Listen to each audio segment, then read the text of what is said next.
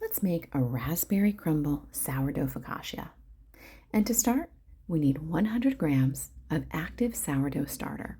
And everyone seems to name their sourdough, and this is Rudy, taking his sweet time falling into that bowl. To that, add in 430 grams of room temperature water. A lot of people swear by using filtered water, so that's your call. Mix that up. You can use a spoon, a wooden spoon, a spatula. I do have a Danish dough whisk because sometimes I buy strange things. To that, you're going to add some olive oil. You're going to put in 16 grams, and you're just going to love how this flows down the side of the bowl in a counterclockwise formation. Isn't that lovely? I feel like it's so pretty. Then add in 28 grams of honey. And yes, I did pre-measure. Weighing out honey, it just kind of comes out in a glob. Now, popping this on my scale, I'm going to add in 520 grams of bread flour. And this bag was getting a little light at the end, and so I grabbed another bag, popped it open, and then topped it off.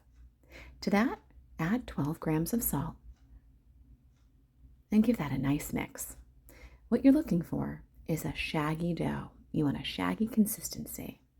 You're going to use your scraper or your hands, your spatula, what have you, to scrape it off the sides of the bowl, and then you're going to go ahead and set that aside for about an hour. When that's over, you're going to start your first set of 4 stretch and folds. It's about more than just moving the dough around. It's about building strength. At this stage, the flour has absorbed water and started forming gluten, the stretchy network of proteins that gives our bread structure. By gently stretching and folding the dough, we're helping those gluten strands align and strengthen without over-kneading. Now, this is the second stretch and fold. The dough is already feeling a little bit more cohesive. The folds continue developing gluten, but they also help redistribute the yeast and bacteria from the sourdough starter. That means even more fermentation and a better rise later. The third stretch and fold is where the transformation really starts to show. The dough is becoming elastic and smoother. Each fold is gently trapping air, building that light, airy structure we want in our focaccia. And because we're being gentle, we're preserving those developing bubbles instead of squishing them out. Now, for the last stretch and fold, we're going to see that our dough should feel strong and puffy. This final round locks in all the structure that we've built. We've developed gluten, distributed our wild yeast, and introduced air without traditional kneading.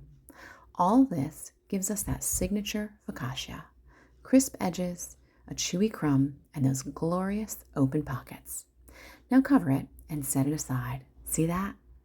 That jiggle is what it's all about. From here, you're going to take a 9x12 pan, melt about a tablespoon of butter, pour that into the bowl, and then distribute that evenly across the bottom of the pan.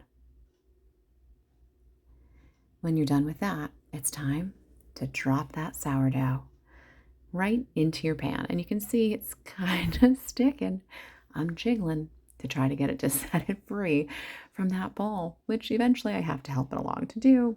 And then once it's in that bowl, we can start to shape that focaccia loaf a little bit better. Now here comes the fun part. We get to start to add that raspberry. Now I use a raspberry jam because it's easier to spread and it's just yummy delicious.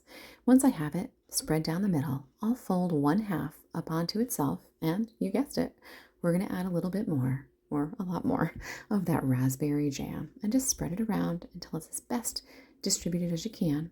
Grab the other third and pull that dough over on itself, and from here we're going to spin the dough so that we're positioned appropriately in our 9x12 pan.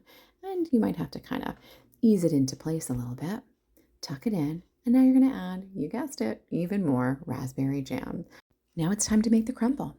You need a cup of flour, a 1/2 cup of sugar, a 1/2 cup of brown sugar, 1/2 teaspoon of cinnamon, and 1 stick of unsalted butter. And now it's cold unsalted butter, and so you're going to have to try to incorporate that butter with all these other ingredients.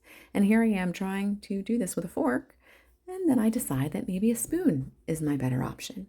And quite frankly, I gave up on that rather quickly and moved right to my hands. And that was making it so much easier to incorporate the butter into this mixture. Once it's done, you're going to grab your tray of focaccia, and you're going to start to spread that beautiful crumble on top. Spread it out as best you can. And while you're setting this all up, you're going to be making sure that your oven is preheating for you, because that's the next step. Once that crumble is spread out nice, you're going to pop this into the oven at 425 for about 28 to 30 minutes, and you'll see it bubbling up. From here, mix up 3/4 of a cup of powdered sugar and 1.5 tablespoons of milk. Make your drizzle, pour it onto a cooled focaccia, and enjoy every bite because it's delicious.